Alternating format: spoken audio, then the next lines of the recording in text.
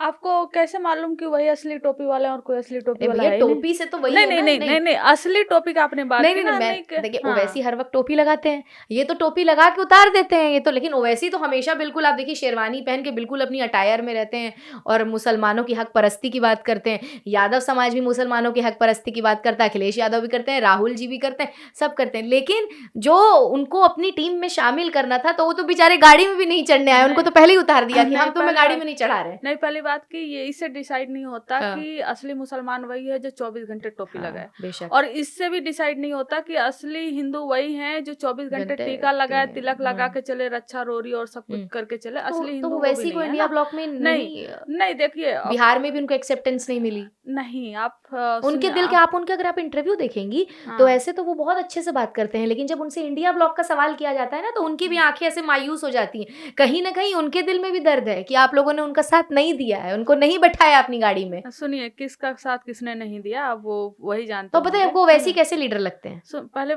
मेरी पूरी बात सुन लीजिए ना। आपको ये मालूम है बिहार में जो अभी गठबंधन का फॉर्मेट है वो 2020 का फॉर्मेट है, राइट? वही है, बस मुकेश सहनी जी लास्ट टाइम उधर थे, इधर आ गए क्योंकि उनके विधायक को बीजेपी वालों ने तोड़ लिया तो हमारे तरफ आ गए वो। और ऑलरेडी 5-6 पार्टियां हैं, है ना, और जो चुनाव मैदान में उतरी हैं सबकी अलग अलग बार्गेनिंग चल रही है। कोई कह रहा है 70, कोई कह रहा है 50 चाहिए, कोई कह रहा है डिप्टी चीफ मिनिस्टर चाहिए, और एक महागठबंधन का बहुत बड़ा फॉर्मेट हो गया है।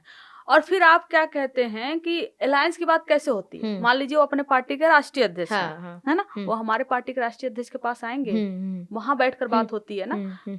अलायंस करेंगे तो सीधे वो मीडिया से अलायंस करेंगे क्या?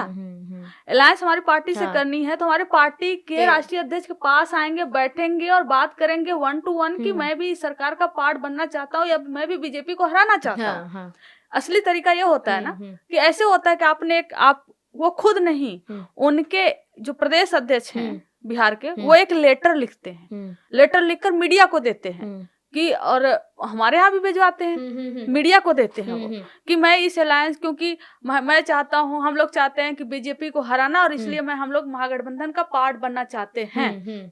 तो अगर आप मीडिया को दे रहे हो तो मीडिया जाइए अलायंस कर लीजिए, कर लीजिए। इसका मतलब है कि आप बेवजह उनको नोटिस थमा रहे हो एक माहौल बनाने के लिए कि देखो देखो हमसे अलायंस नहीं कर रहा है, मुसलमान वोट इनको नहीं चाहिए, ये नहीं चाहिए, जो भी आपका तो क्या लग रहा है वो वैसे ही विक्टिम कार्ड खेल रहे हैं। नहीं, वो देखिए पहली बात की आपको भी मालूम है पॉलिटिक्स में गठबंधन में ये तरीका नहीं होता, तरीका बातचीत का होता है। और अगर आप आते हमारे यहाँ बात करने या महागठबंधन में किसी भी लीडर के सामने जाते, आप राहुल जी के पास चले जाते, खड़गे जी के पास चले जाते, तेजस्वी जी के पास चले जाते या लालू जी के पास चले जाते, ऑफ द कैमरा जो बात होती है, क्या डिसाइड होता है क्या नहीं होता, फिर दोनों लोग निकलते हैं कि हाँ हमने डिसाइड किया कि हम अलायंस करेंगे, हमने डिसाइड किया कि हम अलायंस नहीं करेंगे, हाँ हम मुझे इतनी सीट चाहिए, ये देने को तैयार है और हम इनके साथ हैं, हमें मिलकर बीजेपी को हराना है। ये ना होती है हराने का तरीका। और अगर सच में आप गठबंधन चाहते तो अगर आप लेटर लिख लिख कर मीडिया को भेजते रहेंगे, देखिए देखिए मैंने लेटर लिखा इनसे अलायंस के लिए, हमसे मान नहीं रहे, इनको मुसलमानों का वोट चाहिए लेकिन हमसे अलायंस नहीं करना है, इसका मतलब है आप एक गेम खेल रहे हो। तो नहीं बतौर लीडर वो वैसी कैसे लगते हैं आपको बतौर लीडर?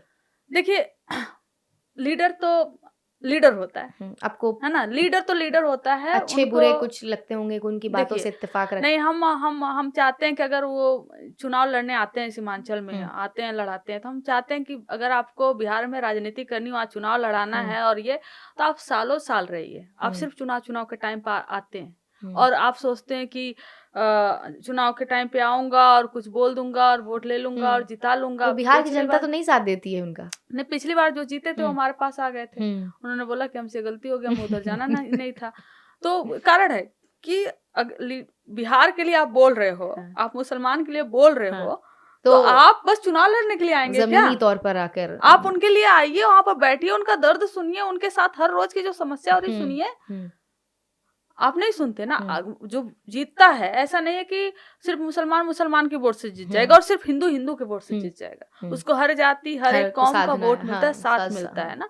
तो आप आइए, आप उस जगह पर रहिए, ये नहीं कि चुनाव आ गया आप चलो भाई अब आते हैं सीधे लैंड करते हैं पटना में और पटना से निकलते हैं फिर सीमांचल एरिया में, ऐसे नहीं होता ना। आप आइए वहां पर, और अलायंस करना है तो राजनीतिक पार्टी की तरह करिए। हाँ। मीडिया और लेटर खेल कर तो होता नहीं। तो आप तो यूपी से भी ताल्लुक है, जैसे शुरू में बताया, और बिहार से भी ताल्लुक है, लेकिन आप आरजेडी की ही प्रवक्ता कैसे बनी? मतलब समाजवादी पार्टी की भी तो बन सकती थी, मगर हाँ, मैंने बहुत, देखिए बहुत शुरुआती में आपको बताया।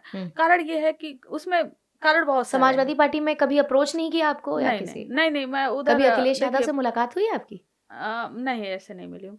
आपको मैं बताती हूँ कि अगर सोशलिस्ट जो पॉलिटिक्स जो 1990 में हाँ। सरकार बनी और फिर अलग-अलग राज्यों में अलग-अलग लोग अपने चले गए। मैं देखती हूँ अगर किसी नेता को जिसने कॉम्प्रोमाइज बिल्कुल नहीं किया, 20 साल से हम सत्ता से बाहर हैं, है ना? फिर भी हमारी पार्टी आज भी बिहार में सबसे बड़ी पार्टी है, लालू जी। लालू जी ऐसे हैं जो बिना डरे बोलते हैं, बिना डरे। उनको अगर वही ना, अगर उनको बाहर निकलना होता, अगर उनको जेल में नहीं जाना होता, है ना, अगर वो बीजेपी के साथ चले जाते, है ना, किसी भी, उनके पास तो बहुत सारे ऑप्शन थे, लेकिन उन्होंने ये ऑप्शन चूज किया कि भले हम 20 साल तक सत्ता में नहीं रहेंगे, बट कॉम्प्रोमाइज तो नहीं करेंगे।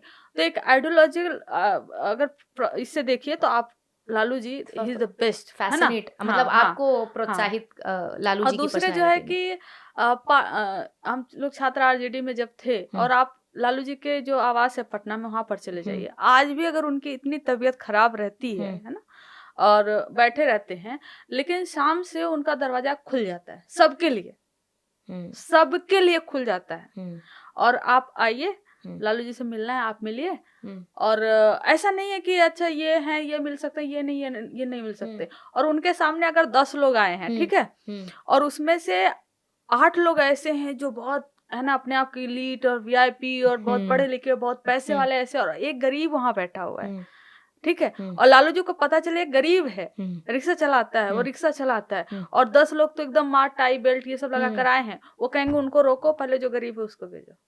और ये फैक्ट है। आप गई उनकी आवाज पे? मैं जाती, जब पटना जाती हूँ मैं जाती हूँ। तो क्या बातचीत करती हैं? क्या वो जब आपको टीवी पे देखते हैं, वो आरजेडी को आप मतलब जो है डिफेंड करी, प्रेजेंट करती हैं, तो कभी उन्होंने कुछ कहा कि शाबाशी दी या कि अच्छा करती हो? एक तो अभी वो बोलते बहुत कम है ना। और दूसरे जब जाती हूँ तो फिर होता है कि आई हूँ, प्रवक्ता हूँ, जब बताते हैं या कोई बताता है तो बढ़िया करिए, मतलब करो, बढ़िया आशीर्वाद है, ऐसे, इससे ज्यादा किसी से इससे ज्यादा कुछ नहीं बोलते हैं वो। ये